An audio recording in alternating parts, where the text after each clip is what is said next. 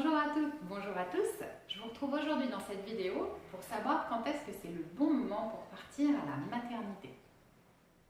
Bien sûr, quand vous allez accoucher, ce sont vos contractions qui vont vous dire que le grand jour est arrivé et on va voir ensemble deux façons immanquables de repérer le bon moment de partir à la maternité. Mon utérus va se contracter, puis se relâcher en alternance avec une phase d'attente, d'intervalle de repos entre les contractions. Il se contracte, puis il se relâche, puis l'intervalle.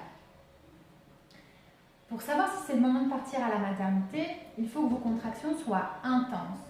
Une contraction intense, elle a une durée du début à la fin, au moins d'1 minute. Et pendant cette minute, il y a un pic à ma contraction, ici. Et si pendant au moins 30 secondes, ici, l'intensité de ma contraction m'empêche de parler,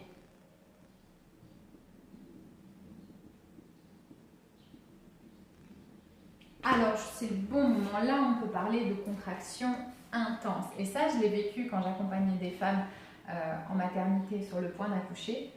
C'est vrai qu'à un moment donné, la femme, elle a tellement besoin de son souffle, elle a tellement besoin de s'étirer, elle a tellement besoin d'être dans sa contraction à ce moment-là.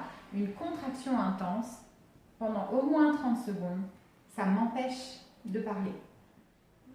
Si j'attends mon premier bébé, on dit que c'est le bon moment pour partir à la maternité si j'ai des contractions toutes les 5 minutes depuis au moins 2 heures et des contractions intenses telles qu'on vient de l'expliquer juste avant.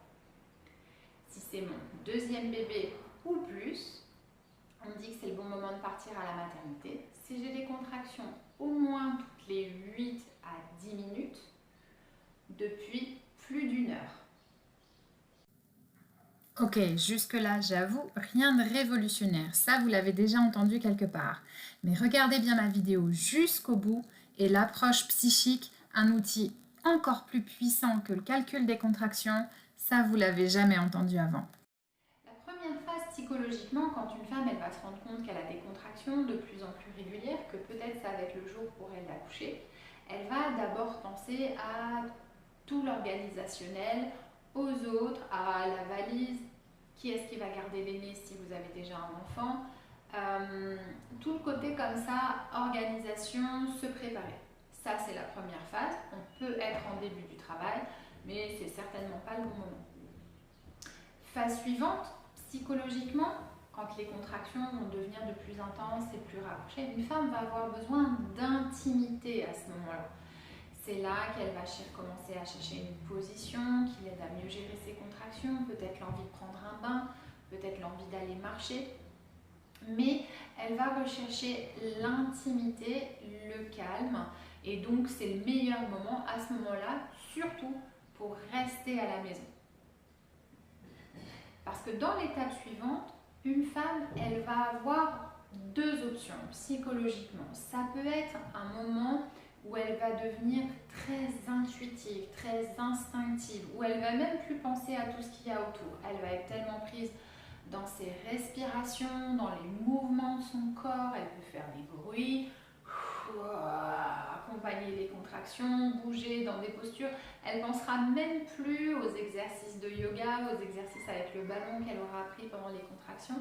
Elle peut vraiment se laisser guider, devenir très instinctive, très animale.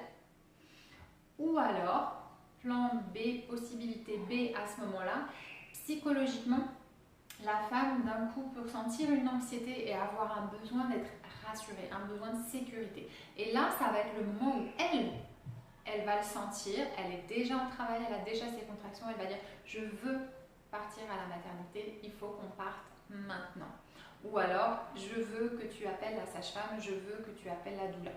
Donc, cette phase psychique, elle accompagne toujours la montée en puissance du travail et finalement elle est encore plus fiable que le calcul du temps des contractions puisque le travail c'est pas du tout quelque chose de linéaire. Les contractions peuvent être intenses comme on l'a vu au début de cette vidéo pendant un certain nombre d'heures et puis avec une accalmie et puis repartir de plus belle, ou alors au contraire être tout de suite très intense avec un crescendo assez rapproché. Par contre, l'aspect psychique, l'aspect du ressenti de la femme, de son vécu, les 3 phases, préparatif, besoin d'intimité et dernière étape, je suis mon instinct, je deviens très animale, très instinctive, ou alors j'ai un moment de panique et j'ai besoin à tout prix d'être rassurée. Ces 3 phases psychiques, elles se suivent et donc tant qu'on est dans la phase 1 et 2, je pense à me préparer, je pense aux autres, je ne sais pas si c'est le bon moment. On n'est pas bon.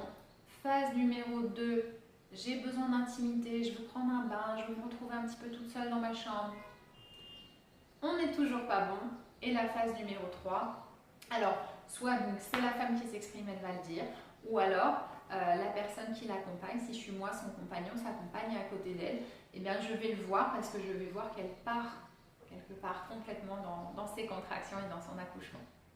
Voilà, cette petite vidéo a été, je l'espère, claire, pertinente et utile. Donc pensez au pouce pour soutenir mon travail et que mes vidéos soient de plus en plus diffusées sur YouTube. Et je vous dis à très bientôt.